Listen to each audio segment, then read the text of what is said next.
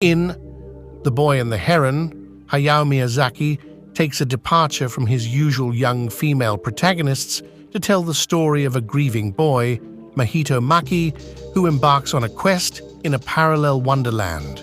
The film feels like a lost gem from Miyazaki's earlier works and showcases his signature fantasy storytelling.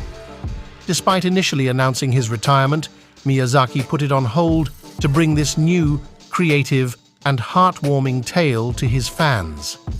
The film follows Mahito as he navigates a world filled with magic and wonder, offering a different perspective from the legendary Studio Ghibli director. In 2013, the acclaimed animator and filmmaker retired from feature filmmaking and disbanded Studio Ghibli. However, Miyazaki continued to sketch dream, like adventures leading to his latest project centered on a 12-year-old boy and a grey heron that conceals a surrealistic troll-like figure within. Despite the anticipation for The Boy and the Heron, it's best not to set high expectations. While Miyazaki is celebrated as a visionary in animation, this project is seen as a mid-range addition to his remarkable body of work. It offers a fitting continuation of his filmography, yet it may not be his final creation. Just a quick reminder, if you like this content, don't forget to subscribe and like this video. Now let's back to the commentary. In Miyazaki's latest film, fans will find familiar elements from beloved classics. As the purgatory-like wonderland, Mahito explores mirrors-themed settings of his iconic movies. The adorable white bubble blobs and the Fire Maiden add a touch of whimsy reminiscent of his previous creations.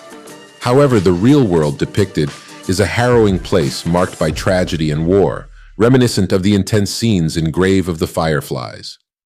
The story begins with the firebombing of Tokyo, leading Mahito to navigate through a world filled with heartache and loss.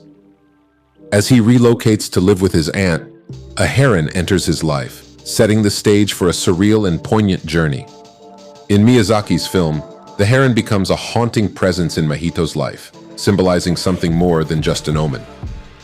As he struggles to find his place in a new school, resorting to drastic measures to avoid going, Mahito's actions reflect a deeper struggle within him.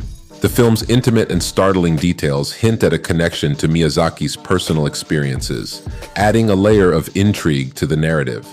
Despite opening without traditional marketing, the movie initially saw strong box office numbers, but has since lagged behind other Ghibli releases. In the United States, there's a ready audience for Miyazaki's latest film, The Boy and the Heron, thanks to the success of his previous work. However, this film may not be the best starting point for newcomers to Miyazaki's enchanting universe. It feels like a rediscovered gem from the late 90s, a time capsule of the director's timeless storytelling. For those new to Miyazaki's work, it's suggested to begin with classics like My Neighbor Totoro or Spirited Away, to experience how fantasy seamlessly intertwines with the everyday lives of children in his movies. In The Boy and the Heron, young Mahito stumbles upon a mysterious tower on the estate and is drawn into a magical adventure after following the enigmatic heron into an enchanted tunnel, reminiscent of a scene from Beauty and the Beast. The Boy and the Heron takes audiences on an unexpected journey through Miyazaki's unique vision of the underworld.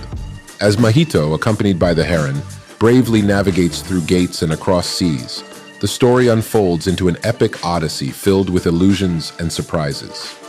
True to Miyazaki's unconventional storytelling style, the narrative doesn't follow a traditional structure, keeping viewers on the edge of their seats. While the film is comforting in its familiarity with Miyazaki's earlier work, it also feels slightly disappointing in its lack of groundbreaking expansion. The heron and the vivid yet unconventional parakeets, among other visually captivating elements, showcase Miyazaki's unparalleled attention to detail. The Boy and the Heron serves as a reminder of the familiarity and intricacy of the fantastical world Miyazaki has masterfully crafted over the years.